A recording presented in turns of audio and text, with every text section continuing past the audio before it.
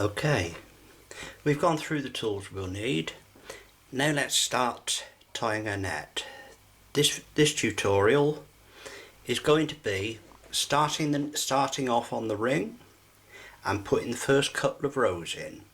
Now you'll see why I use a bit of spare cord.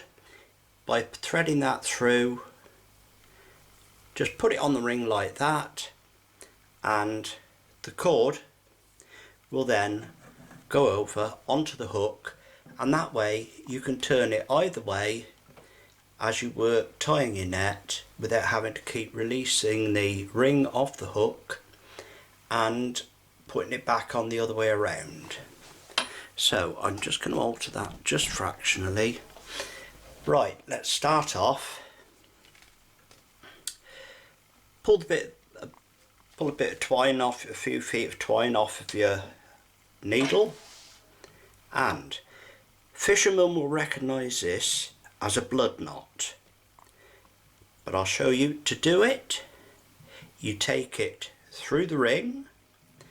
If you grip it just there, you can take about 3 turns around it with the loose end, and then the loose end will go through that loop where my thumb is, just there, and pull it through. With that then, you can just slide the knot down, tighten into it a bit, and this is where your cigarette lighter will come in. The loose ends, just there, if you gently melt them and brush your thumb across them, it will melt it into the knot itself and make it even more secure. So, there we go. That knot, yeah, there, you can just see the little black bit there, that's actually melted in, and it's going to stop it slipping. The next thing we need is the needle in our right hand and your spacer block, or as some people call it, a bod, underneath. I'm trying to get this on an angle so you can see. Underneath, with the cord running on top, you take your needle up through the ring from underneath, and then with that strand there that is under the ring, you put the needle through that. Then lift your cord onto the top of the spacer bod. That will give you that.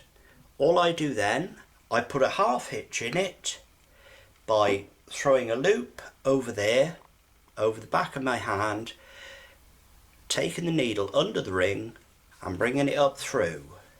Pull it tight, and there you have a half hitch put in it.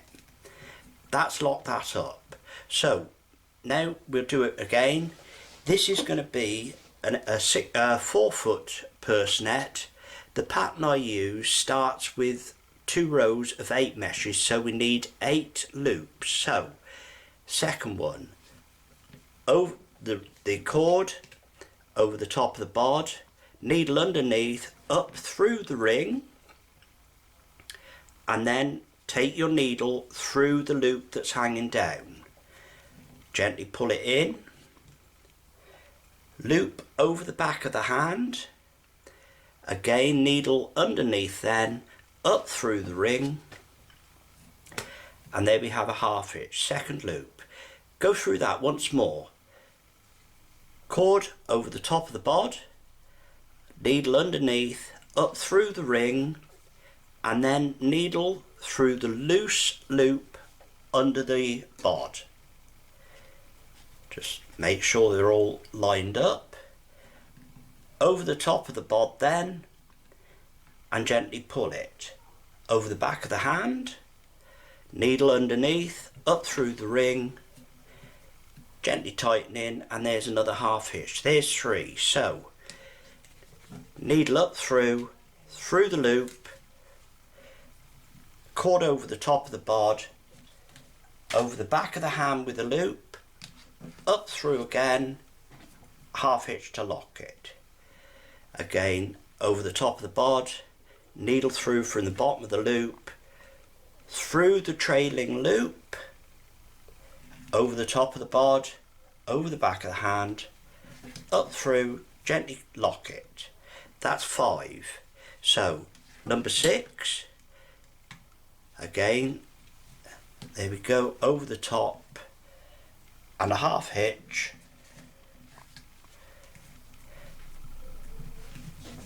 there's 6. 2 more to do.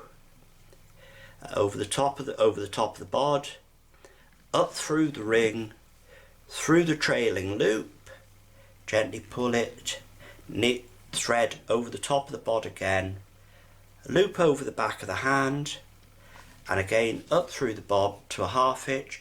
And now the 7th one, sorry, I beg your pardon, the 8th one, up through the ring, through the loop, cord back up over the top of the bod, loop over the back of the hand, up through the ring again, and there we have 8 loops. 2, 4, 6, 8. Now this is where, if you didn't have the cord on the net, you would have it there. You would have to take the ring off and turn it over to start the next row, because you always work, or I always work, from left to right. So we slide the bod out, let it turn over, so your thread is to the left of the ring again. It pays to pay particular attention to the first 2 or 3 rows, because if you're going to make a mistake, this is almost certainly where the mistake will happen. So, cord over the top of the bod, needle underneath, and this time come up through the first loop. So you've got that. Now here, I'm just moving the camera a bit, sorry if it's a bit shaky. Right, this is where I'm going to show you how to do a double knot. So once you're at that stage, you take the loop over the back of your hand, like so. Bring the needle up round behind that loop you've just gone through. Pull the thread through, keeping it over the back of your hand, and then you come up round and again, this time through the middle of the loop you've just come through, and tighten it up. There you have a double knot. It's double knotted, it is not going to slip. You don't need to put masses of strength into it to tighten it up, it's self-locking. So again, we go to the second loop. We take the cord under the bod with the needle comes up through that second loop, easing it tight against the bod, a loop over the back of the hand, just pull a bit more cord off the needle, over the back of the hand, and then the needle comes up behind that loop you've just gone through. Up there, back down, and then up through the middle of the loop you've just gone through. So, gently pull it, and there you have it. Once more, for the third loop, up through the third loop of the first row, gently easing it up to the edge of the bod, loop over the back of the hand, needle up round behind that loop. Be careful you don't catch the loop behind it there, you'll create problems and weave two into one. Up round behind that loop, back down and through the middle of that same loop. Gently ease it, and there we go. 3. Same again. 4, up through the 4th loop of the 1st row. Gently just grip it with your finger and thumb there. Loop over the back of your left hand, up behind that loop, and then round and back up again through the loop. Gently tighten it. 5th, back up through the loop of the 1st row, pinch it, loop over the back of the hand, up behind that loop, and then up through the loop. There we go. And again, this time through the loop of the 1st row, pinch it over the back of the hand, behind the loop, through the loop, and gently tension it. Number 7, up again through the 7th loop on the 1st row, pinch it, loop over the back of the hand, behind that loop and up, and then through the middle of the loop and up.